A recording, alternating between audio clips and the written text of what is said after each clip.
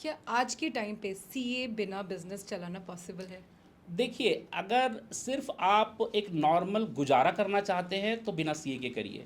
But अगर आपका vision बड़ा है, आपको ग्रोथ अच्छी चाहिए, तो आपको सीए को साथ में लेके चलना ही पड़ेगा। अगर लॉन्ग टर्म में आपको कुछ बड़ा करना है, you have to keep your CA with you. Because आप कहीं पे भी कुछ गलत या सही कर रहे हैं, वो आपको रोकेगा, ठीक है, और वो आपको सपोर्ट करेगा, वो आपको प्रॉस एंड कॉन्स सब बताएगा। तो अगर आपको लॉन्ग टर्म में बड़ा कुछ करना है तो you have to go with your CA. So you need a guardian yes, always always. Always a guardian. बहुत बार हम अपने क्लाइंट्स को डांटते भी हैं कि व्हाट आर यू डूइंग। ये जरूरी है, जैसे गार्जियन डांटते हम अपने क्लाइंट्स को डांटते हैं कि नहीं तुम ये नहीं कर सकते, अकाउंट में इतना कैश नहीं डाल सकते। बट अगर कोई गार्जियन नहीं होगा, उसको कुछ नहीं पता, कुछ नहीं पता। और यहाँ पे ये भी बोलते हैं ignorance of law is also a mistake.